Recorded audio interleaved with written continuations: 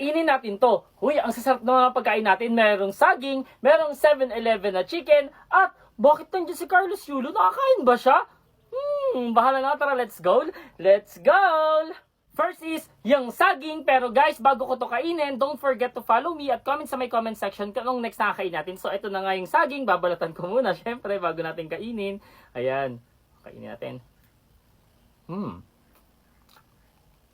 Next naman, yung chicken sa may 7-Eleven. Pero guys, bago ko yung kainin, mag-shoutout muna tayo sa mga nagpa-shoutout dyan. So, shoutout kay Jana Mark Zyron. Shoutout din kay Shaina Yuki Villa, and also shoutout kay Alejandro de la Peña. Ayan. So guys, sa mga gusto magpa-shoutout, comment kayo dyan sa may comment section ha. So ito na nga, kakainin na natin yang nabili ko mga sa 7-Eleven na chicken. So ito yung chicken nila guys, and medyo malaki-laki. Sausaw natin dito sa gravy. Ayan oh, ayan.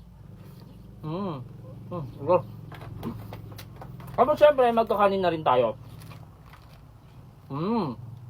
Next naman, yung si Carlos Yulo, paano ko naman siya kakainin? Pero syempre guys, hindi natin siya kakainin. Uy, nakita nyo na.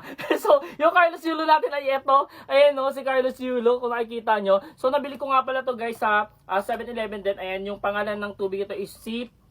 So guys, kakaiba siya kasi tinikman ko na siya kanina. And iba yung lasa niya. So, lasa siyang nakalagay dito is grapefruit flavor. Ayan. Sarap guys, malamis-namis. Like, follow, comment, and share!